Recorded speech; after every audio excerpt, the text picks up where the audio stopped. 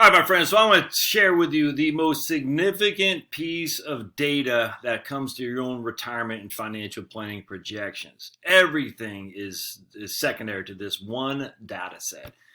It's amazing, actually, and it's also amazing how many people have no clue that this exists, or they just minimize it for I don't know why. It's nuts. So back in, just remember, I started in the business. I studied economics in '92. I graduated from George Mason in '97. My professor, Dr. Block, RIP, gave me a book on French FAMA in 1994, which was those are the guys who run DFA, Dimensional Fund Advisors, with their evidence-based investing. And I agree with their assertions. I just don't agree that it's evidence-based, just because anyway, I don't want to get that here. So I've been in the business for a long time. In 2005, I came across this piece in the Journal for Financial Planning. I had, right after I got my CFP, 2004, I became a member of the Financial Planning Association. And anyway, they had the Journal for Financial Planning as a rag you get, once a month if you're a member. And it was awesome back then. They've since just gone the way of all social justice warriors, which is just... you can't even line your freaking birdcage with it anymore. It's just sad because it's just such like Time Magazine, such a fundamental piece of American history and very, very important. The Journal for Financial Planning was too, and now it's just gone off the rails. It's sad. Well, anyway, so this guy named Ty Bernicki had written a piece in the Journal for Financial Planning, which I'll recite a couple of paragraphs in my books, my soon-to-be book. I'm telling you, it's just about done. Every time I'm getting ready to finish it up, I got to do this because I'm reading it, so I just got to get this out there. Where he mentioned in his own anecdotal evidence that the new retirees were being told to spend this, they wanted to spend this, they're being told to spend this, and then the older retirees were told that they can spend this, but they just wanted to spend that. And so he's like, wait a second, the new people are we're saying don't spend. The old people were saying spend more. He says there's got to be a better way than this. And he started looking at the Consumer Expenditure Survey from the Bureau of Labor Statistics, the BLS. And this is without question the most fundamental chart when it comes to consumer expenditures by far. Nothing comes close. The University of Michigan, they got the Health and Retirement Survey or Study, HRS, I can't remember. That's pretty good. The Census Bureau has some pretty good stuff too. It all combined, which I use in my book, by the way, is good. But the BLS numbers are just, without question, the cat's meow. It's just nothing comes close, and what we see time and time again is expenditures drop as you age. And I'll share with you why that's the case here in just a second. But not to look at that or give that due justice is just either implicit, either ignorant or just stupid. Anyway, so Bernicki was what exposed me to this idea. It turns out there were a couple of researchers back in the late 90s who also developed this theory back then. And now the floodgates have been open, and now everyone and their mom recognizes that most people spending dips in retirement and somewhat drastically. There might be some people called the retirement smile, like Wade Faust calls. Your spend, then it drops, and it spends more as healthcare issues kick in. I think that's an outlier. As healthcare issues kick in, I don't think it's nearly as dramatic as a smile would be. I think it'll almost be like this L, what has maybe a little few people who spend a lot of money. And in my book, I use the EBRI, Employee Benefit Research Institute study of actual people who have used healthcare and what it cost them. Not projected, but actual people. And I don't know why that hasn't got more coverage, because I thought that was fundamental. All right, so let's dive into this. This is from the BLS, and I've said this I've used this a couple times in previous videos, but I just got to use it again now. A guy asked me on the channel, hey, what does housing consist of? I want to show you. So first thing we're going to do is we're going to look at consumer expenditures in 2016, and then we'll relate it to how it affects directly to older people, i.e. retirees. And this is dated April 2018. All right, so we got the BLS just is such a plethora of wonderful information. As an FYI, CUs are consumer units, kind of like households, if you will. All right, so let's look at some of this data, and we'll dive into this even deeper here in just a second. Consumer spending increased 2.4%. Oh, yeah, remember, the BLS is what gives us the inflation numbers for Social Security, what gives us the unemployment numbers. It's what everything is based on, whether the Fed's going to increase inflation or interest rates, whether they're going to decrease. Everything is based on BLS. So, but BLS, I use, I don't know, University of freaking Hawaii, Bangor, Maine as my, I mean, it's just BLS, everything is derived from the BLS. So not to use the BLS as your primary source of information, I don't know, it's almost like you got something to prove. Almost like using the NASA data for temperatures when we have the satellite data and the NASA data, it keeps being adjusted. Not only version 1, version 2, version 3, but now version 4 keeps being adjusted. And where do you think the adjustments do? They make the previous years cooler and the newer years warmer. It's crazy. But if you look at the satellite data, which hasn't been adjusted, we don't see that. I can hear the screams right now. Oh my goodness. Acknowledge that the NASA adjusts their data. If you don't and you're using their data, you have to say, why are they doing that? Very interesting, is it not? No, they don't. Well, yes, they do. Yes, they do. Because they're trying to pull it over on you so they can get more money for the educational industrial complex, i.e. the big government and big ed. All right, so let's go. Consumer spending increased 2.4% in 2016. Accompanying the 2016 increase in expenditures was an increase of 7.2% in average income before taxes, which is good.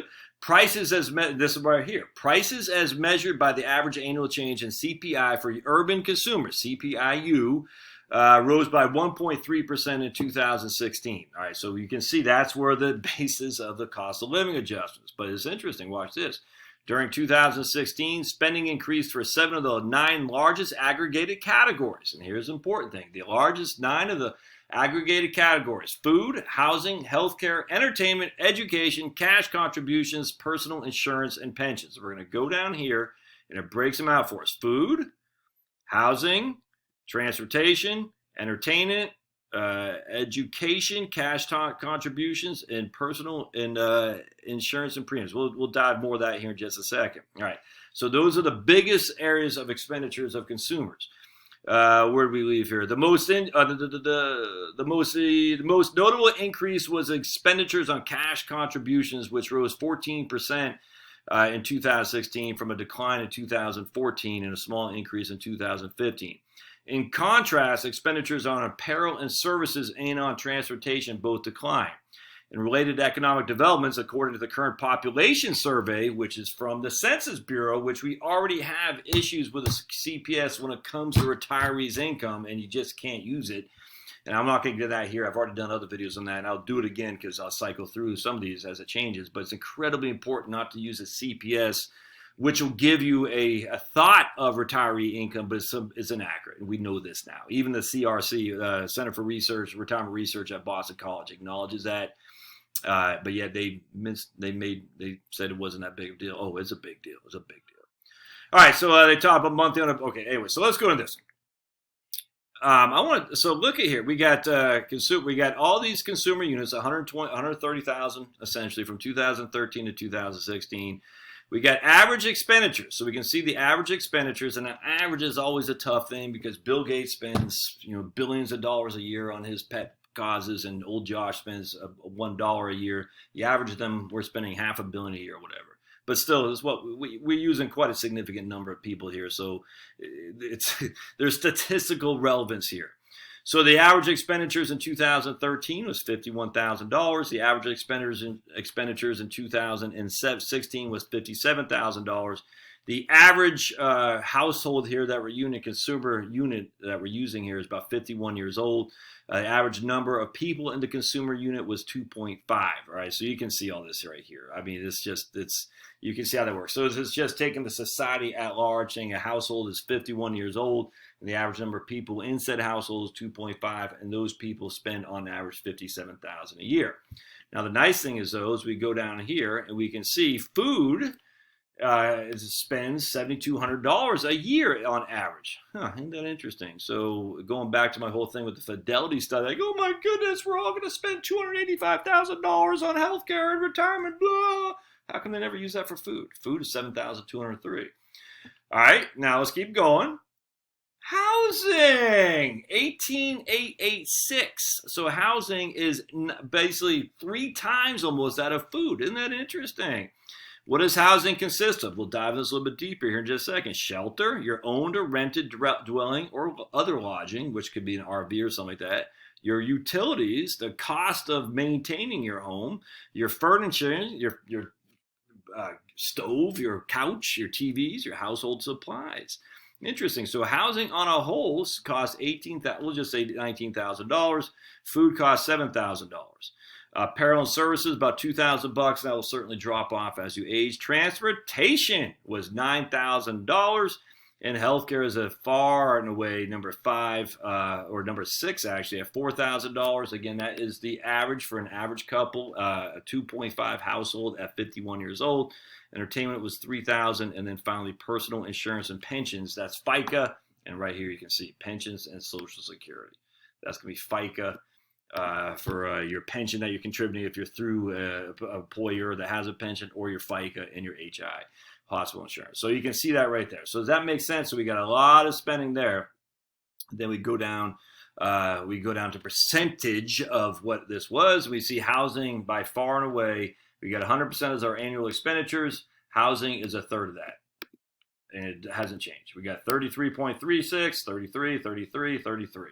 Housing is a third of the expenditures, of which the shelter itself, the house that you are in, is 20% of your expenditures. Right there. 20% of your expenditures goes right there to housing. So, I mean, for every $100 you have going out, 20 is going to your house, is what it is.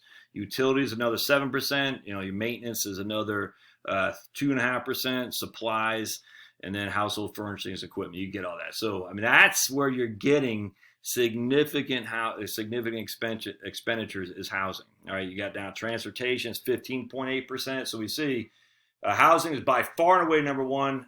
Food is 12.6%. Transportation is 15.8%. But what happens to your transportation when you retire? Oops. Healthcare is 8%. Again, a far away from the top concern for most people. Personal insurance and pensions is 11.9%. So you can see cash contributions to savings, and I got all kinds of. We'll do sometime. I'll do the thing that they talk about cash contributions. So expenditures on housing again. Average expenditures on mortgage interest and charges for homeowners with a mortgage decreased only slightly to basically $8,000 from $8,000 to $5,000 essentially. By comparisons, homeowners with a mortgage spent $8,779 on this component in 2007. So the fact the interest rates went way down, you saved $1,000 a year. This expenditure decline reflects a continuing trend of lower interest rates. Yep, and you can see. In addition, the 2007 recession led to an overall trend of fewer consumer units owning homes. Despite the economic recovery, home ownership rates have not climbed back to pre-recession levels. But I mean, still 62% and 68%. It's not a huge issue. But housing is the biggest expense. It's without question the biggest expense, my friends. Everything else is secondary. And they give us a quintile, which I'll show you here in just a second. This stuff is just, I love this. I can do this all day long. All right, so let's look now to this, which is from 2017, and this is the decile, so 10% of the population in 10 different charts. Annual expenditure means, and that's just average. Shares, and you can, if you're standard errors and coefficient variations. And I'm not going to talk about coefficients of variations.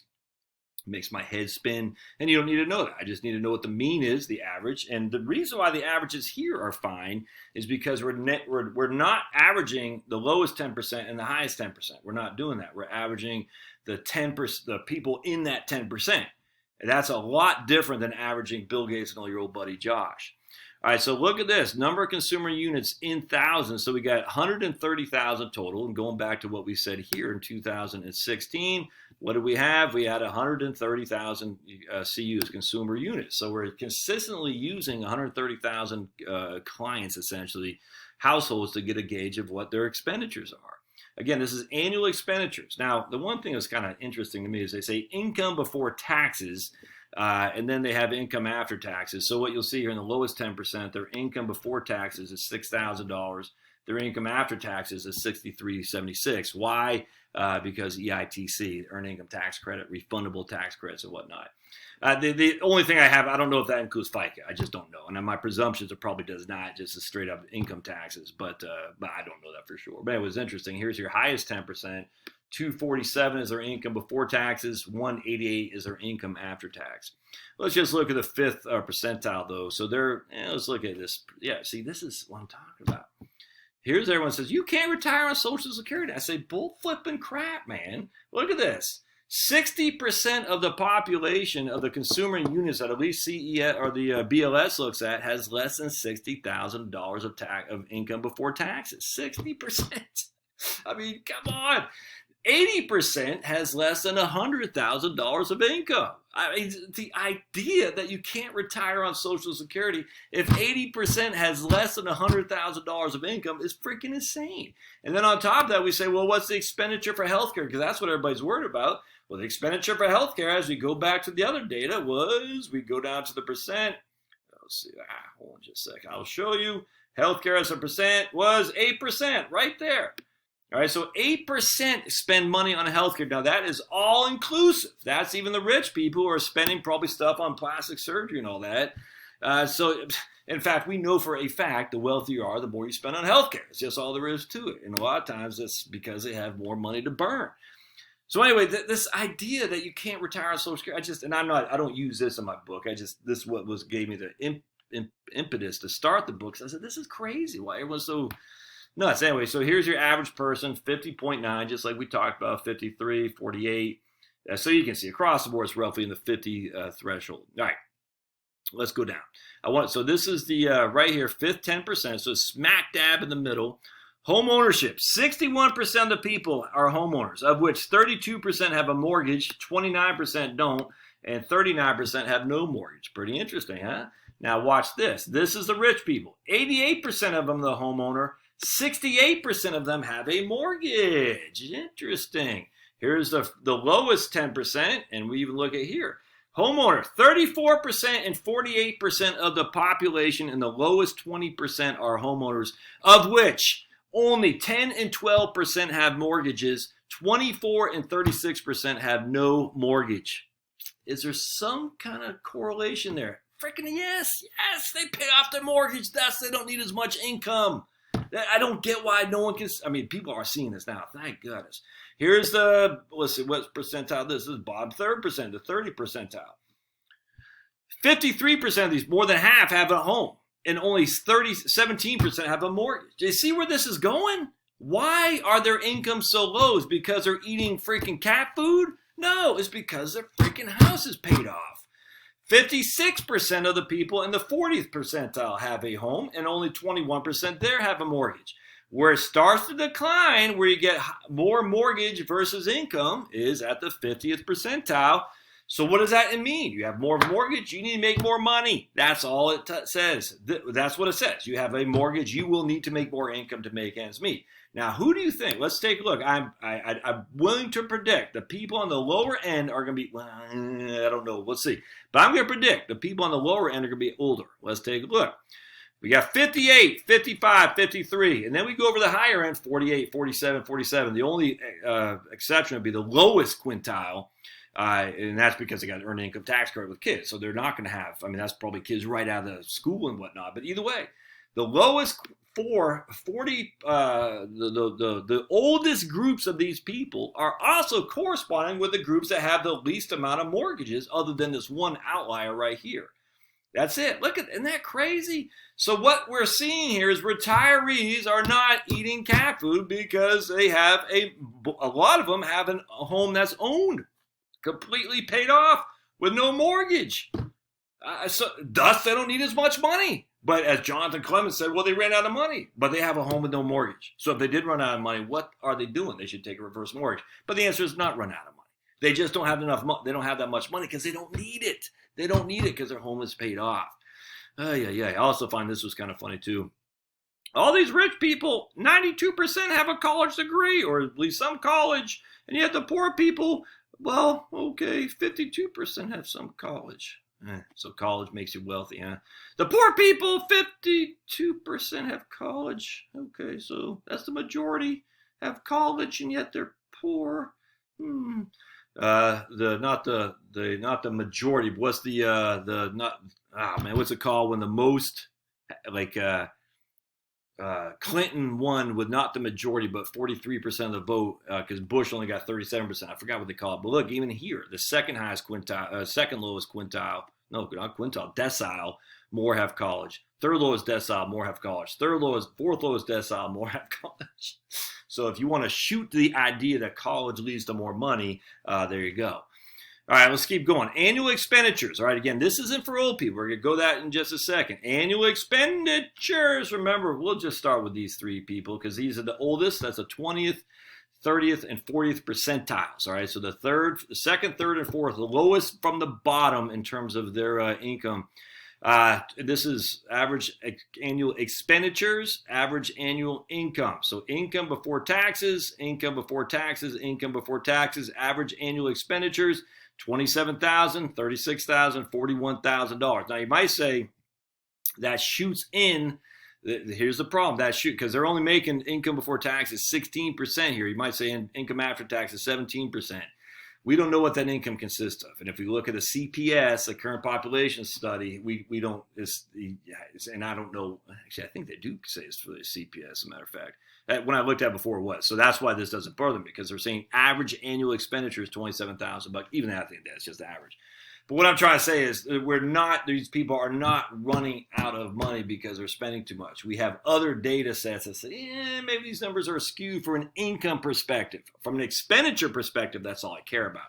From an income perspective, I don't care that much about, simply because the income numbers leave a lot to be desired. Let's just put it that way. And secondly, what's not included here too is Roth IRA distributions. Interesting, huh? Yeah. So I don't buy that. One could make an argument. Look, they have $27,000 of expenditures and they only have $17,000 coming in. How do you make up the difference? We challenged what the income was anyway. And frankly, I don't care, because the income that we have, or the expenditures that we have, are all that you need to worry about. What are your expenditures? Can you make those expenditures met with various sources of income? The answer is absolutely. All right, so again, we're looking at 15.4% of all expenditures for the second lowest quintile goes to food. And then we go on down, all the way down. We got beef, poultry, fresh fruits, the whole thing. So let's just go down to fats and oils, non-alcoholic beverages. But here's housing. So a guy asked me today, what does housing consist of? 40% of all expenditures go to housing for that lowest, the second lowest decile, of which 24% is for shelter. All right, so 24% is going to shelter. Let's see here. Hold on just a second. I want to show you this. Hold on just a second. Right here. The 2.1% is going to mortgage interest and charges. That's it. But if we go over to where the more and more homeowners are, 4.4%, 4.6, 5.2, 6.7, 6.8, 7.2. It goes up in increasingly amounts. Why? Because they're having more and more mortgage, a bigger and bigger house. They're getting sucked into, I can afford it mentality, which I need a bigger and bigger house. Thus, I have more and more of my total money going to mortgage and interest. Property tax, look over here. The average is $5,600 for the highest people. For the second lowest people, it's only $800. Interesting, huh? So their share is only 2.9% of their income going to property taxes. The highest people are 4%. So just between mortgage interest and property tax, the richest people are losing 11% of their income to just those two things alone, where the base of the poorest people are losing 5% of their income to that, just that alone. I mean, it's crazy. And so if we look over here, we got own dwelling. What's something on owned dwellings and rental? Yeah, right here. All right, so we got owned dwellings. All right, so we got shelter. 24% of the income is going on shelter, of which if you own a house, 7.6% of that is going on to the ownership of that home. 7.6% of your total income, if you own a house, is going to that owning the house. Of which, of that 7.6, most of it consists of your mortgage interest, and your property tax, and the 2.5, that's your maintenance right there. So essentially, those three things, if you own a house: mortgage interest, property tax, and maintenance. That's it. That's what your expenditures are going on. You don't have a mortgage, then you get rid of that 2.1% right there, and you're only losing 2.9 to property tax and 2.5 to maintenance, to homeownership. Now, watch this, though. If you rent, 15% of your income is going to rent. Huh? That's the key thing when it comes to rent versus own. 15% of your income is going to rent when you're in the lower deciles. And look at this: 16% lower decile, 15%, 12%. It gets lower and lower because people don't rent as much as they have more and more money. But that's the issue right there. Not having a rent and not having a mortgage, owning your home outright, changes everything. Everything. I cannot stress this enough. Other lodging again would be RVs and stuff like that. So here are utilities. That goes to your housing: natural gas, electricity. You can see all that. Telephone services, VoIP, cell service, household operations, water. That all falls under households. Housekeeping supplies, personal services, other household income, postage and stationery, household furnishings, household textiles, furniture, floor coverings, small appliances, and then finally gets to miscellaneous. So that's the thing with housing. It's all inclusive, but the biggest component of housing is your mortgage. And if you have no mortgage and you own your home, that should be what you should strive for. Nothing else matters. Don't rent, don't have a mortgage. Own your home and have no mortgage, and you are going to be golden. All right. Lastly, let's just look at this guy here. This is the 2014 that was updated in 2016 because they had to correct the mean and share calculations under the spending category other. Which I appreciate. Actually, if you look at the data from the CPS, which again is the Census Bureau current population survey, when it comes to income, they've acknowledged that their numbers are jacked too. So this data is spot on. The income data, though, is always suspect. Always has been suspect to me, because how do they determine Roth IRA distributions, for instance? I don't know how they determine pension distributions. I don't know the answer to that. Other than look at the taxes, I just don't know. So they missed out on that, and they've recognized that. So I don't pay much mind to the income. I just care about the expenditures, because the expenditures are literally what people are spending on. The income may be just looking at your 1040. If you really want to dive into this, and I have, they'll say, the questions are incredibly confusing to the average consumer. When the average consumer says, they ask the average consumer, the consumer units here that we're talking about, hey, where's your money come from? They look at your 1040, or they'll say, is it from a 401? What do they say? They don't even say an IRA distribution. They say an employer-sponsored retirement plan distribution. And that's what they say. And you're like, and I remember I looked at it and said, I literally had no clue. I said, does that include IRAs? And I said, I guess not, because it says employer-sponsored plan retirement distribution. But then I looked at the questions that they asked, and it said there was no IRA in here. So, I mean, think about it. Your average Joe and Jane Grandma and Grandma Jones, and they're like, we're a consumer unit for the BLS, and this is actually a CPS, a Census Bureau, confusing. But it says, do you have income from an employer-sponsored retirement plan? They're like, I don't have income from an employer-sponsored retirement plan, but I do have income from an IRA. It did not have a place in there to put the income from IRAs. So all IRA distributions are not included in this. It's freaking nuts, man. But they've addressed it. Will they fix it? I don't know. All right, so lastly, let's just go back. I'm not going to read this whole thing. I'll put links in the show notes, but I want to show you some consumer unit characteristics for all consumer older units, older CUs, consumer units. So we got, again, 23,000, 17,000. We got a huge, significant sample size. Again, the pre-tax income. That's just bad. All right, so let's go down here. So we're going to go and show you housing. And again, I just showed you that housing is the number one issue, right? And I did. Yes, I did. Old Josh. And so here, total annual expenditures, 36,000. 48,000, 56,000, and 49,000. Notice what we'll see here. So from 55 to 64, their expenditures are 50,000. From 65 to 74, they're 48,000. From 75 and older, they're 36,000. We'll go up to income, and we'll say they had 75,000 at age 55 to 64. 52, which would make sense, they're still working. 52,000 from 65 to 74. Some of those people are still working, and then no one's working this cage for the most part. So they got 35,000. You're like, well, how do they get 35,000 of income and 36,000 expenditures? Well, I just told you. All right, so let's go down. Housing again. 36% is the share of income that goes to housing when you're age of 75 and older. Now, partly of that is because their income is so much lower because it's not looking at, again, IRA distributions, but still 36%, no different than what I just shared with you. Basically, a third of your income goes to housing, no matter what.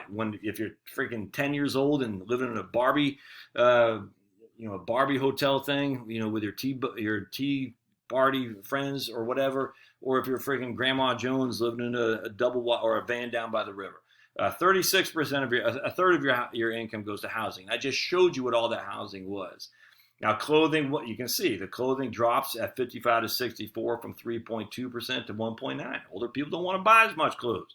Healthcare goes from 8.8 to doubles from 8.8 to 15.6. So what the mainstream media is, healthcare costs double as you get older. Well, it's true. It's absolutely true. But it's still significantly less than what it was relative to housing, for sure.